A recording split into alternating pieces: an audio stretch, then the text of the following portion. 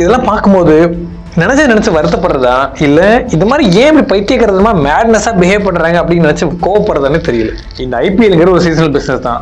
அதுல படிச்சவங்களே இந்த மாதிரி இப்ப இருக்கிற ஜெனரேஷன்ஸுமே வந்து இதை புரிஞ்சுக்காம இவ்வளவு மேட்னஸா இருக்குன்னு அவசியம் கிடையாது.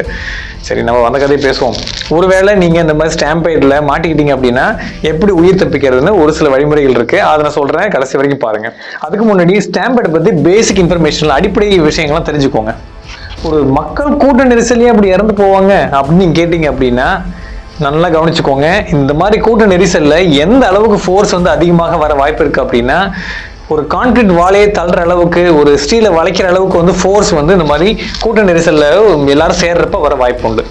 அந்த மாதிரி கூட்ட நெரிசல்ல நீங்க நடுவில் மாட்டிக்கிட்டீங்கன்னா உங்களால ஃப்ரீயா மூவ் பண்ணவே முடியாது. அந்த எப்படி ஒரு தண்ணியில வந்து தண்ணிக்கு நடுவில் புல் இருக்குன்னு வச்சுக்கோங்க, அந்த தண்ணி ஆடுறப்ப அந்த புல் ஆடுல அந்த மாதிரி தான் நடுவில் மாட்டிக்கிட்டீங்கன்னா உங்களால எதுவுமே பண்ண முடியாது. அந்த கூட்டம் எந்த டைரக்ஷன்ல போதோ அந்த டைரக்ஷன்ல நீங்க போய் ஆகணும்.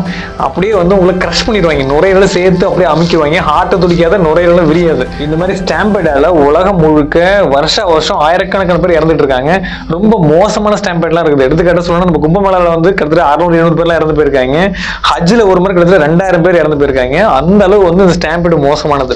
ஸ்டாம்பைடு எப்படி நடக்குது அப்படின்னா, ஒரு மிகப்பெரிய கூட்டம் வந்து ஒரு குறுகிய பாதை வழியா வேகமா போறப்ப, ஒரு பதட்டத்துல எல்லாரும் வேகமா போறப்ப ஒரு இடத்துல போய் ஒரு பாயிண்ட்ல வந்து எல்லாம் அந்த பாட்டில் லைக் மாதிரி ஒரு இடத்துல நெரிசல் வர்றப்ப அங்க நடுவில் மாட்டினவங்க இந்த மாதிரி மாட்டி இறந்து போயிடுவாங்க. இது மாதிரி பெரிய பெரிய ஈவெண்ட்ல நடக்க நினைச்சுக்காதீங்க. ஈவன் ஒரு சினிமா தியேட்டர்ல இல்ல ஒரு கல்யாண மண்டபத்துல ஒரு ஃபயர் ஏதோ இல்ல ஒரு பேனிக் கிரியேட் ஆயிடுச்சு, திடீர்னு எல்லாரும் ஒரு பாதை வழியா வேகமா போறாங்க அப்படின்னா அங்க கூட இந்த ஸ்டாம்பைட் நடக்க வாய்ப்பு இருக்கு. இந்த பெங்களூர் சின்னசாமி ஸ்டேடியத்துல என்ன நடந்துச்சு அப்படின்னா, இவங்க செலிப்ரேஷன் பண்றதுக்கு உள்ள எல்லாம் ப்ரிப்பேர் பண்ணிட்டு இருக்காங்க. அது கேள்விப்பட்ட உடனே பெங்களூர் சுத்தி உள்ள மக்கள் 2 லட்சம் பேர் வந்து ஸ்டேடியத்துக்கு வெளியில வந்து கூஞ்சிட்டாங்க. ஆனா கேட் எதுவுமே திறக்கவே இல்லை. உள்ள வந்து போறதுக்கு எல்லாரும் முன்னெடுச்சிருக்காங்க. ஆல்ரெடி கொஞ்சம் பேர் உள்ள உட்கார்ந்து இருக்காங்க. வெளியில 2 லட்சம் பேர் இருந்திருக்காங்க. அதோட கெப்பாசிட்டியை பாத்தீங்கன்னா கிட்டத்தட்ட 35,000 தானாமா. இதுல 2 கேட்டு வந்து திடீர்னு ஓபன் பண்ண உடனே அந்த 2 கேட் வழியா நம்ம எல்லாரும் போய் அவங்க எப்படியாச்சும் உள்ள போகணுன்ற காரணத்துக்காக எல்லாரும் ஓடி இருக்காங்க அந்த 2 கேட் வழியா. அப்ப நடந்த ஸ்டாம்பைடு தான். அதுல கிட்டத்தட்ட 13 பேர் இறந்து போயிருக்காங்க. அதுல ஒரு 13 வயசு குழந்தை, அதெல்லாம் ரொம்ப பாவம். இறந்தவங்க எல்லாம் பாத்தீங்கன்னா எல்லாமே அந்த 20 வயசு சுத்தி தான். 1-2 பேர் தான் 30 வயசுல, மிச்சம் எல்லாமே 20 வயசு சுத்தி தான் உள்ளவங்க. என்ன பொறுத்த வரைக்கும் எங்க வொர்ஷிப்பிங் இருக்கோ அங்க சிந்தனை இருக்காது, மூளை ஒழுங்கா செயல்படாது. நீங்க ஏதாவது வொர்ஷிப் பண்றீங்கன்னா 2-3 முறை யோசிச்சுக்கோங்க. இந்த மாதிரி சிச்சுவேஷன்ல எப்படி உயிர் தப்பிக்கலாம்னு பார்ப்போம்.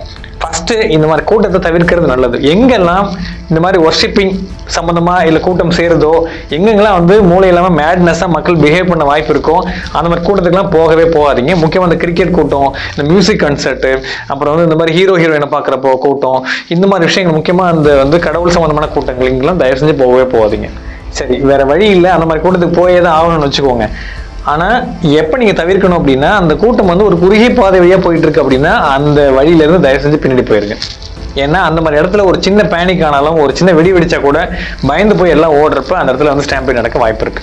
சரி, அடுத்து வேற வழி இல்லை, அந்த மாதிரி பாதையில போயிட்டீங்க நீங்க.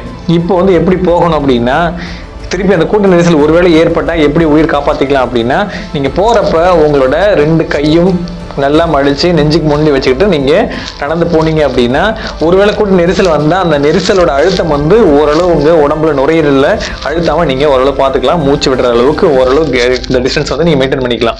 ஆனா ஒன்று சொல்லிக்கிறேன், ஒருவேளை கூட்ட நெரிசல் ரொம்ப ரொம்ப அபரிமிதமா இருக்கு அப்படின்னா, நான் ஏற்கனவே சொன்ன மாதிரி இந்த ஃபோர்ஸ் வந்து ஒரு செவரையே வந்து சாய்க்கிற அளவுக்கு ஃபோர்ஸ் இருக்கும். அதெல்லாம் உங்களால இந்த கையை வச்சு கண்ட்ரோல் பண்ண முடியாது. பட் ஓரளவு வந்து இனிஷியல் டைம்ல நீங்க வந்து பாதுகாத்துக்கலாம். அடுத்து இந்த கூட்டத்தை உள்ள போயிட்டீங்க, மாட்டிக்கிட்டீங்க, கீழே விழுந்துட்டீங்கன்னு வச்சுக்கோங்க. அப்ப என்ன பண்ணணும் அப்படின்னா, மல்லாக்க படுத்துருந்தீங்கன்னா மொத்தமா ஏறி மிதிச்சு பிரிக்க எல்லாத்தையும் எடுத்துருவாங்க வெளியில. அப்படியே ஒரு கழிச்சு படுத்து கையை நல்லா மடக்கி நெஞ்சுக்கு முன்னாடி வச்சுக்கிட்டு, காலையும் மடக்கி நேரம் வயிற்றுக்கு முன்னாடி வச்சுக்கிட்டு, 2 காலையும் மடக்கி வயிற்றுக்கு முன்னாடி நம்ம குழந்தை வந்து கருவில் இருக்கிற மாதிரி பொசிஷன்ல இருந்தீங்க அப்படின்னா ஓரளவு வந்து இந்த பாதிப்பு வந்து ஏற்படாம ஓரளவு தவிர்க்கலாம். இவ்வளவுதான் ஸ்டாம்பைடை பொறுத்த வரைக்கும். என்னை பொறுத்த வரைக்கும் இந்த மாதிரி கூட்ட நெரிசல் தவிர்க்கிறது ரொம்ப ரொம்ப உத்தமம்.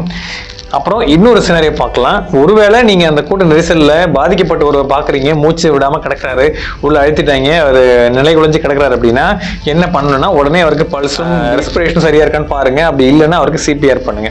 ஒரு மூச்சு பேச்சு இல்லாம ஒருத்தருக்கு நீங்க சிபிஆர் பண்ணீங்க அப்படின்னா அவரோட உயிர் பிழைக்கும் விகிதத்தை நீங்க 20% அதிகப்படுத்தலாம். அதனால சிபிஆர் கண்டிப்பா எல்லாரும் தெரிஞ்சுக்கிறது ரொம்ப ரொம்ப நல்லது.